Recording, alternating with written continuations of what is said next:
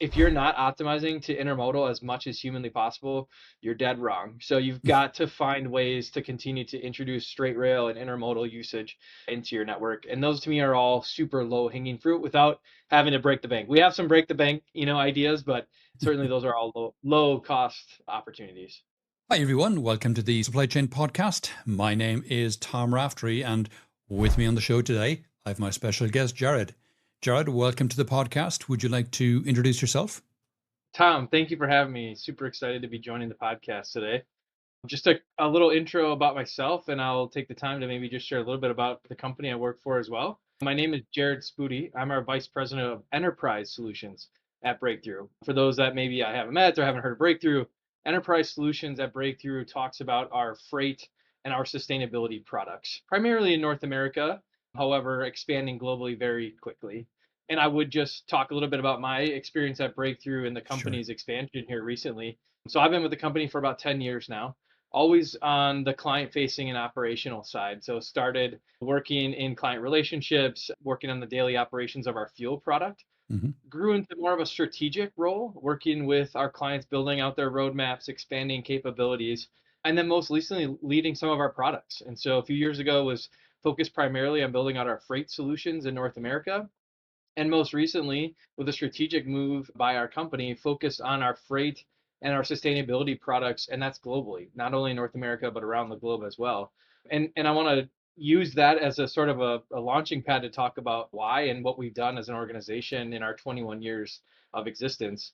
For the first 18 years or so, we were primarily a fuel product business. So helping shippers create transparency to their fuel products. But we've always talked about in the 21 years we've been in business, we've always talked about how creating transparency into the actual consumption of fuel allows us to then manage that consumption. And so we are primarily focused on helping shippers reduce cost, but really it was all under the guise of reducing consumption to achieve that sort of cost goals. And so had sustainability kind of in our lens from the beginning as an organization. And naturally over time, because we've grown as an organization, collected more data, been challenged by our shippers and our client base, we've grown into these other areas of transportation management or transportation practices, and now focus on freight, optimizing loads, optimizing routes, ensuring you have the right carrier on the right lane for the right price. And then most recently, sustainability, which is, are you using the right mode? Are you using the right alternative energy? Are you optimized to reduce the miles and reduce your carbon footprint in general? And the enterprise, bringing it back to full circle here, the enterprise solutions for me is focusing on how our freight products and sustainability products work together to reduce costs and reduce the carbon footprint for our shippers. Okay, very good. Freight's often been called the kind of blind spot in sustainability. Why do you think it's been overlooked for so long, Jared? I just think we've had people focused on freight, and more recent now we've had people focused on sustainability, and we just haven't had those two come together. And it's what it's going to take if we're going to make meaningful change to the environment, if we're going to make meaningful change in supply chain, those two parts of the business have to work hand in hand. We talk about things here as levers. And for us, we talk about fuel, freight, and sustainability levers, and cost, service, and carbon levers. And we know that there's constantly trade-offs on the day, on the lane, on the route, on the factory, on the manufacturing plant. There's always different levers we're going to pull. And you're going to pull different levers at different time. I might pull a cost lever because that's the most important thing at the moment. I Mm. might pull a sustainability lever because that's what I'm personally focused on. But we have to understand there's trade-offs. When I pull a lever, there's trade-offs to the other levers. And I think bringing those groups together to have that transparent fact-based conversation about what those trade-offs are allow us to make more holistic decisions that move all of us collectively forward, because I do believe, and we believe, and we continue to prove that point, that you can make a cost and a carbon decision that go hand in hand. Okay. What was the aha moment for you personally when you realized freight needed a bit of a reset? Yeah, I think that's a great question. From a freight specific component, it was about just making sure that we're making the holistic decision. I mentioned carrier, cost, mode, lane. And I think there's a lot of tools out there that help you with one of those things. And for me, it was like when I bring all these things together, I can actually have a conversation with a carrier that helps them, creates less empty miles for them, gets them back to their house at night. It optimizes their network, which is a more cost effective play for them that then can help the shipper, who is actually my client, have a more optimized network, have a more optimized route, create a longer standing partnership. And I think for me, it was like, holy crap, we play in this space where we can bring those two together because we see the whole network, we see all of that data. We can be this agnostic partner that kind of helps benefit both parties. Okay. And obviously, as we said, it has been overlooked. Let's talk a little bit about what that looks like in practice. I mean, empty trucks now account for about 12% of freight emissions. Why is fixing that problem so challenging? Because great for one shipper or one carrier doesn't mean it correlates to greatness for the other. And so, like, let me give you an example. We've done a lot. There's been companies that have been stood up and then stood back down or failed, who have tried to say, hey, shipper A and shipper B have two great lanes that match up, and we could reduce empty miles if we work together. That's great. It looks good on paper. It sounds good in a discussion. But then at the end of the day, something happens at shipper A's manufacturing plant, and they're not going to change their manufacturing schedule and send workers home because I have to fulfill that backhaul for shipper B, right? They're going to take care of shipper A first. And so inevitably, something small happens operationally from A or B, and the whole thing sort of falls apart. So that's what makes it so much harder in practice than in reality. I think Breakthrough's taken a little bit of a different lens, and we're trying to help carriers reduce their empty miles, which is ultimately helping our shippers. And the reason I focus there is I think carriers have a little bit more flexibility when it comes to, hey, I'll stick around in a city for an extra hour if it means I get back to the exact location I want to be, where a shipper may not have that flexibility from their own network. And so I think it's difficult, but it's something we have to continue to try to do because it's also arguably some of the lowest hanging fruit to reducing your carbon footprint if we can just reduce the empty miles. Mm.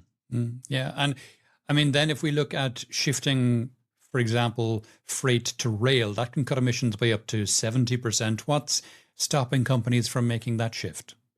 Yeah, that is also, one of the easiest, lowest hanging fruits going to rail. Service schedules make it difficult. A lot of shippers' goods have constraints both from a time and a time to get something on the shelf, a product on the shelf, but also a time to meet other deadlines that they have, on time delivery and things like that. And I think service delays, service inaccuracies, I think inconsistencies in rail networks have not given the confidence of shippers to be able to continue to move in that direction. I also think the networks need to continue to evolve. The rail networks need to continue to evolve. Hubs need to continue to advance into areas where we grow as a country or as a business to continue to meet our demands. I think there's some good and bads happening in the rail industry, at least in the United States right now, Mm. as it comes to mergers and acquisitions, which can sound a little scary. I do think that really opens up some doors for additional service gains, time gains, and geographic gains for a lot of the shipper community. So I think there's some exciting opportunities coming there with some of the merger acquisition work happening.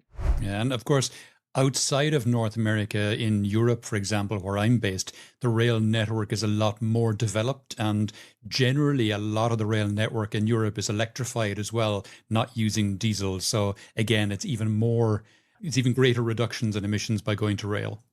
Yeah, certainly we're envious of your electric rail network in Europe, and that's something we hope for someday in the US. Although, then it really comes down to what kind of energy you're using to power that electric rail or electric equipment here. That's an interesting point that we hear a lot is like, hey, let's convert everything to electric. Well, one, heavy duty Class 8 electric long haul equipment is not where it needs to be for that to happen.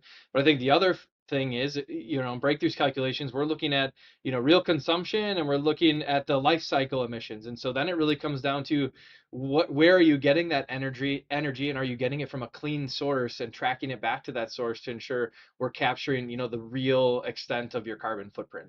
Yeah. Just on that, I would say, first of all, no matter where the electricity is coming from, it's going to be cleaner than if you're using diesel, just because Correct. Yep. there are significantly greater efficiencies and reduced emissions by going electric, even if it's generated from coal. The other thing I would say, just on Class 8, it's true that in the US and less so in Europe, there aren't that many Class 8 electric trucks. But for example, in China, where they're streets ahead of everyone in terms of electrification of transportation. Electric Class 8 trucks are the highest sales of Class 8 trucks right now. So they're beating out diesel in terms of sales. And of course, what happens in China will happen in the rest of the world in the coming years. The challenge, I think, for Class 8 right now in Europe and North America is not availability of trucks, although that is a bit of a challenge. The greater challenge is building out the charging infrastructure. There's significant charging infrastructure rolled out now for smaller vehicles, cars, vans, and things like that.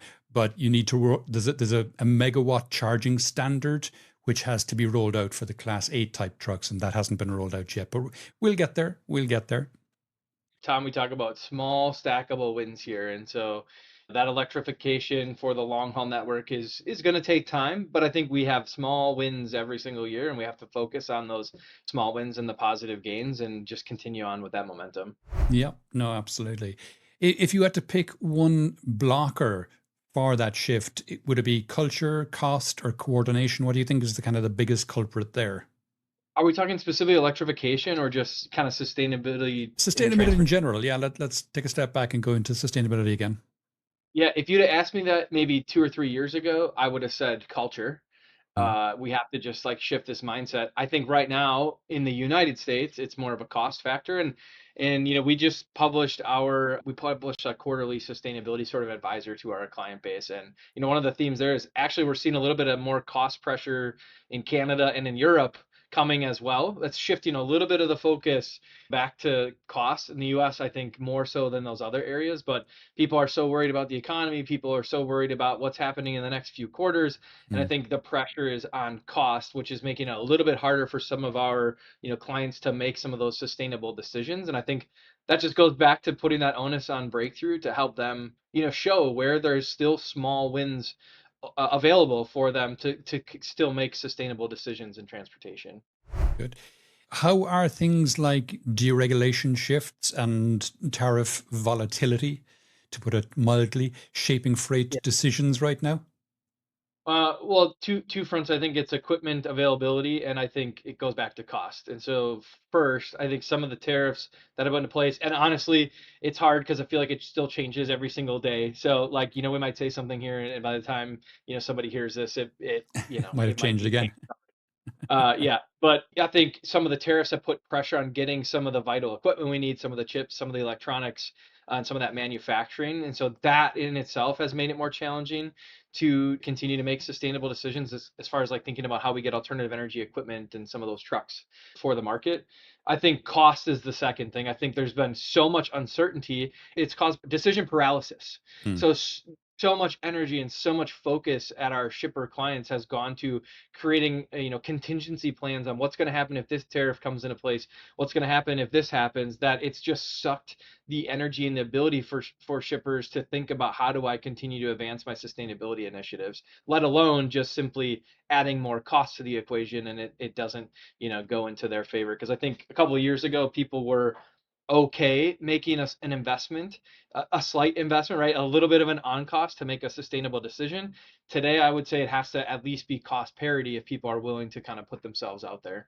And does all that kind of volatility, does it push sustainability to the sidelines, or can it actually potentially accelerate smarter planning? Both. I think what it does is it puts the big investment for people on hold at the moment. I don't think anybody is saying, and we've done a bunch of surveys. Our state of the transportation report this year sort of backs this up. I don't think anybody said we're done with sustainability, like cancel all the things we've done. We're never touching it again, right? They have plans. I think it's just sort of been put on hold for a minute to see where is the administration going to fall, where are tariffs going to fall, what's the economy going to do, and so I think they're just on hold. But what that's causing them to do is say, hey, what are those low hanging fruit that I can control? I can control my planning. I can control the empty miles. I can control how I optimize every truck, how I optimize every load, how I optimize every movement in my supply chain, because those are things I personally can make decisions on and control. So I think it's just causing us to have to work smarter and work a little bit harder. We talk about this year, it's going to take more. It's going to take more creativity. It's going to take more work. It's going to take more time, but you can still continue to advance your objectives in this space. Okay. Those are kind of the pain points. Let's flip it around and look at some of the opportunities potentially. What's the low-hanging fruit companies could grab today to reduce freight emissions without breaking the bank? Yeah, I mean, first and foremost, it's all the optimization stuff we just sort of hit on. It's ensuring that you're optimizing every truck, every lane, every mile, every backhaul that you possibly can. I mean, everybody can dive into the network, and most people have done that maybe from a cost perspective, not even necessarily sustainability perspective.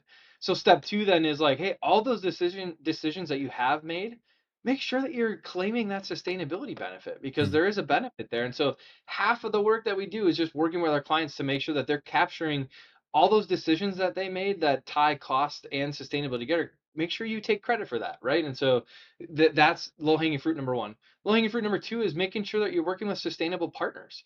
So there are sustainable carriers and there are more sustainable carriers and there are least sustainable carriers. And so making sure that a simple thing like collecting some of that information during your RFP on SmartWay rankings, on consumption information, on equipment that they use, on their sustainability plans. Those are all RFI type documents and information you can be collecting. And if nothing else, mm. creating a repository so that when you can make a decision, you can move because you know exactly who to go with and where and when to do it.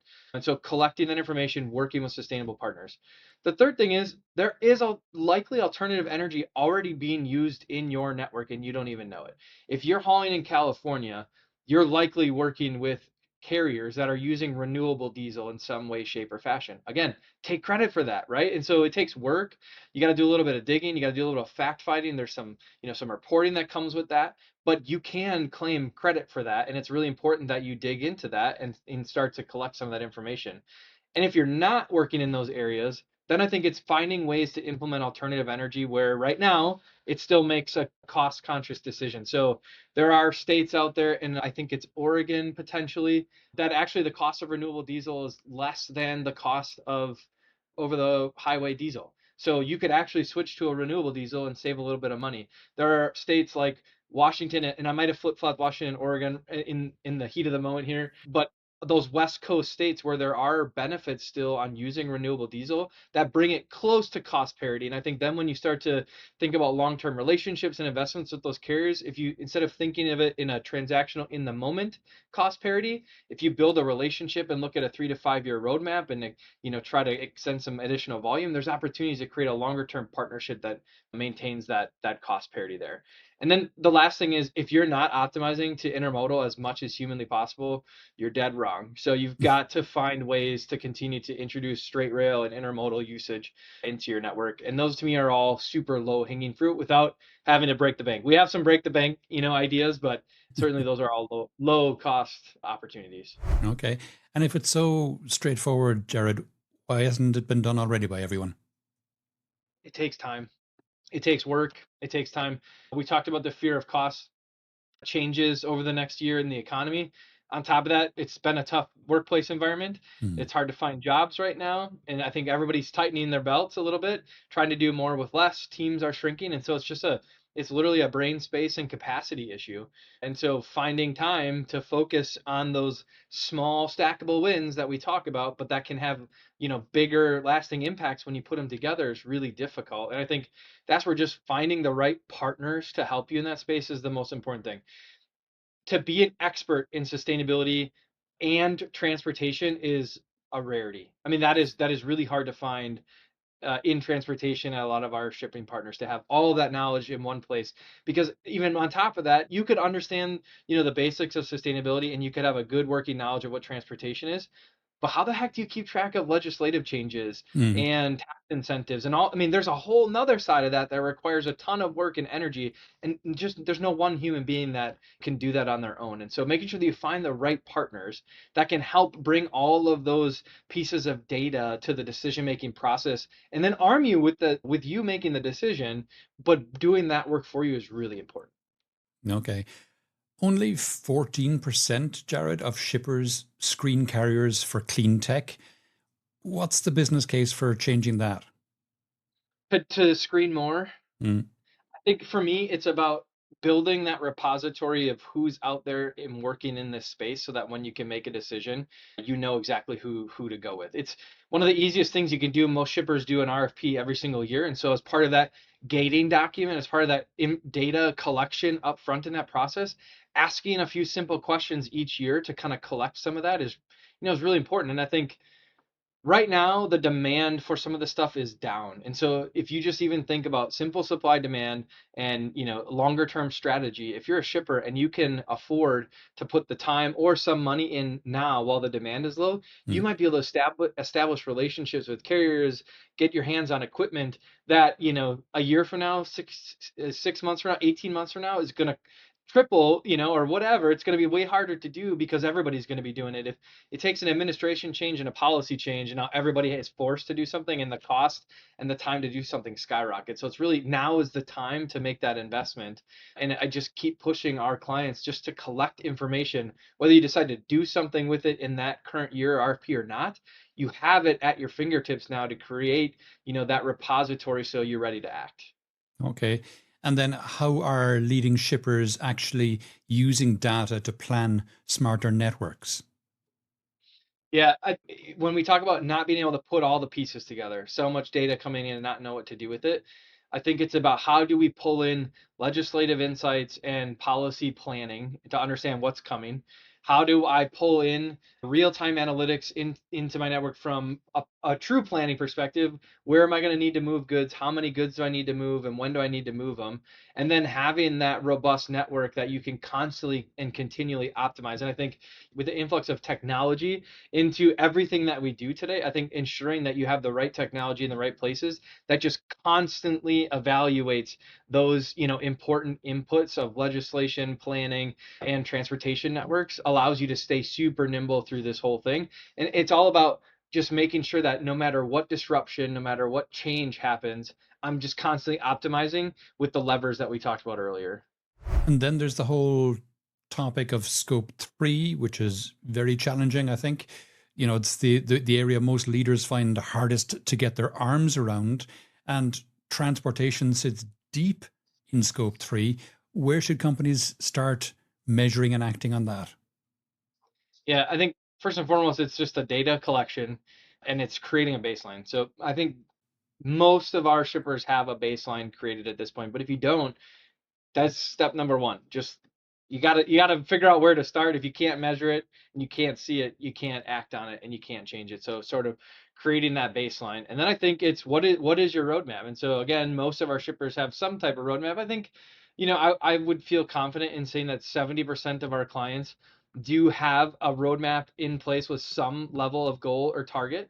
And then I think where the daunting task and where people get overwhelmed and it just sort of falls apart is like, okay, I understand where I got to be at 2030, but I don't know how the heck to get there. So how do we do that? And I think we have technology, we have the experience. We can actually show you stair step, cookie cutter. By the end of this year, you need to do this to get there. By the end of this year, you need to do this to get there. And we can actually, start to show people a path to achieve that. And that's where you just take those small stackable wins. How do you eat an elephant one bite at a time? And you just have to continue to look at the long term to make those changes. But I would say one of the things a lot of shippers fall short of is if you're not looking at a consumption based calculation, you're going to have a really hard time getting to your long-term goals. And the reason I say that is because your goal as a business is to grow. And so the number one Mm. thing when you talk about like ton mile calculations is as I grow as a business, it gets really hard to continue to shrink. If I'm shipping more because my business grew, it's really hard to continue to shrink my carbon footprint. And so unless you get to that granular level, that true consumption level at a shipment level, it's really hard to make sure that your carbon intensity continues to decrease over time. And so having accurate, granular insights into your network is really, really important to achieving those goals. Okay. Do you have any customer success or customer win stories you can talk about? Yes, we have a ton. I think one I want to highlight the most here because I think now is a time to make that investment is in alternative energy equipment. And so I think one of the wins we're most proud of right now is actually connecting an energy provider, a carrier, an equipment manufacturer, and a shipper. And they implemented an RNG dedicated fleet into their network. And so using the data that we have, using the connections that we have, we were able to talk to a shipper who was really interested in alternative energy.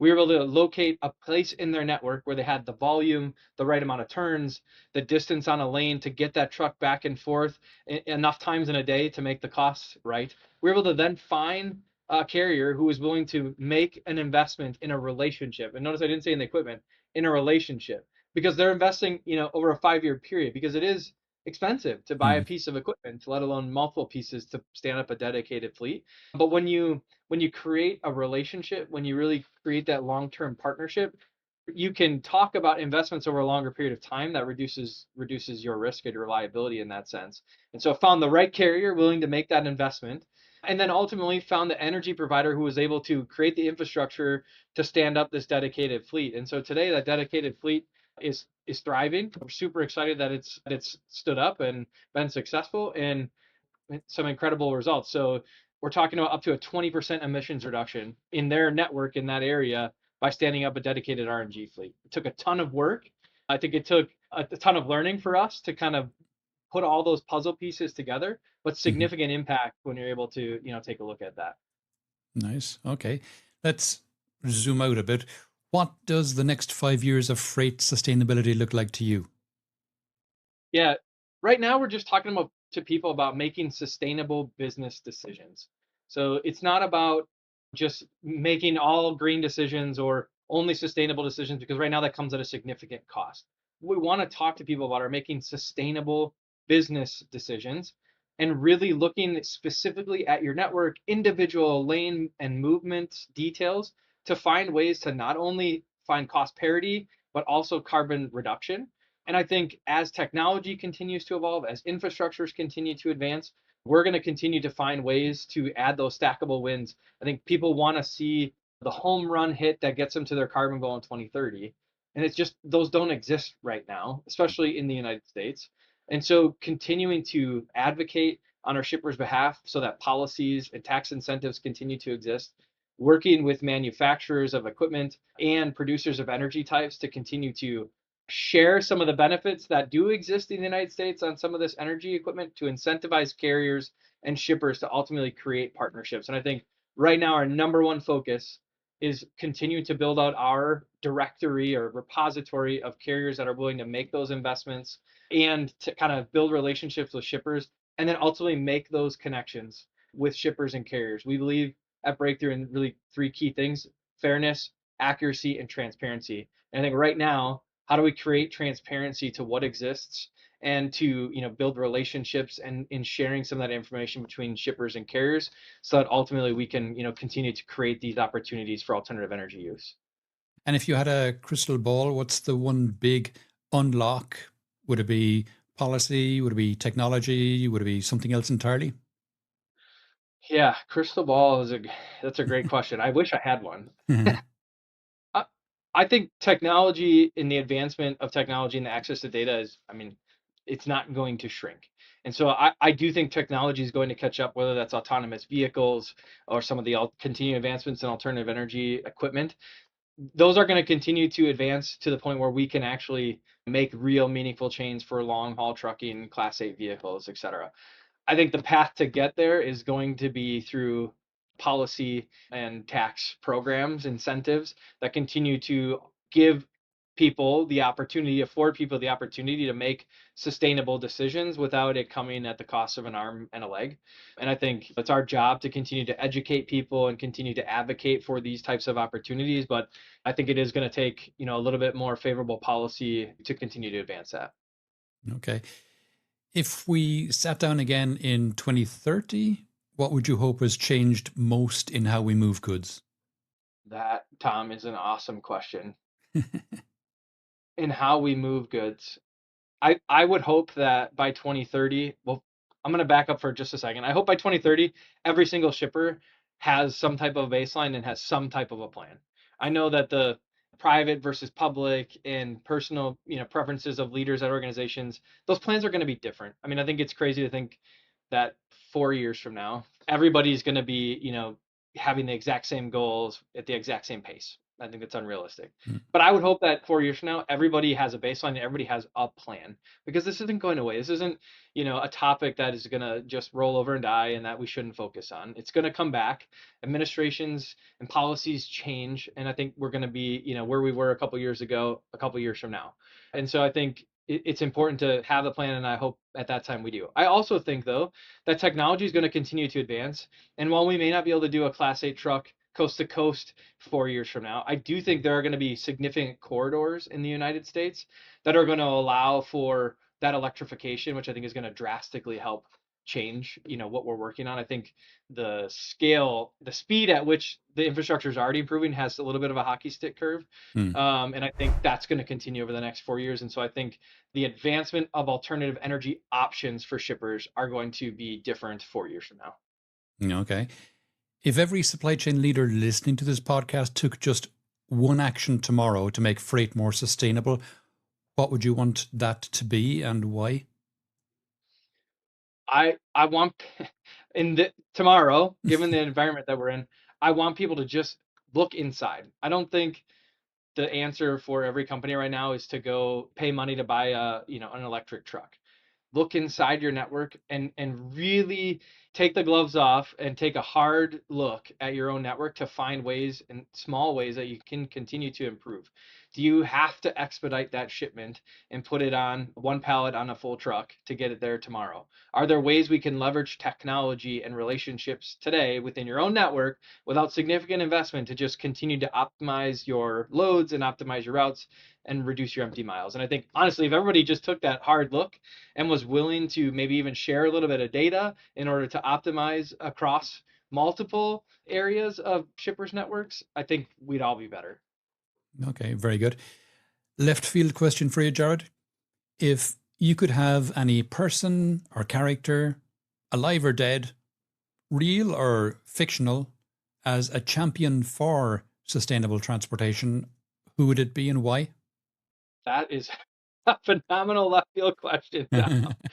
I would create, some type of superhero that's Carbon Man or something, and he's able to oversee everybody's network and able to solve challenges and problems that exist today. So I would create a fictional superhero that could help champion, these carbon initiatives. Okay, great. We're coming towards the end of the podcast now, Jared. Is there any question that I didn't ask that you wish I did, or any aspect of this we haven't touched on that you think it's important for people to be aware of? I had a few questions when we started this. I think you hit on a lot of the stuff that I had hoped that we would cover. We talked about progress a lot, which I think, I was excited for. We talked about what's the future of sustainability. If I were to have you ask me, Jared, what's the number one thing that you tell your shippers today? It's focus on relationships, focus on partnerships. So I think it's really hard in today's environment to do this, to tackle this challenge alone. And I truthfully don't believe any organization has one person that knows enough about legislative and policy implications, their own network, understands transportation sort of 101 and sustainability in transportation to kind of handle this on their own. And so I just really, challenge people to find partners that can help you solve that. And I think, it's going to take more this year to achieve budgets and goals. It's going to take more to continue on people's sustainability journey this year. And so finding people that can help you do that along the way, I think is going to be really important to continuing to advance your initiatives here. Lovely. Great. Jared, if people would like to know more about yourself or any of the things we discussed in the podcast today, where would you have me direct them?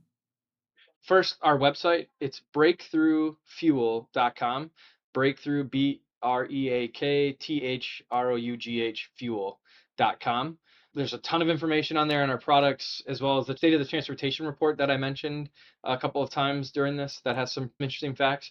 You can also check me out on LinkedIn. So Jared Spude, JaredSpude on LinkedIn, and would love to connect and share more about what we're doing with shippers and how we can help. Fantastic. Jared, that's been really interesting. Thanks a million for coming on the podcast today. Thanks, Tom. Appreciate it.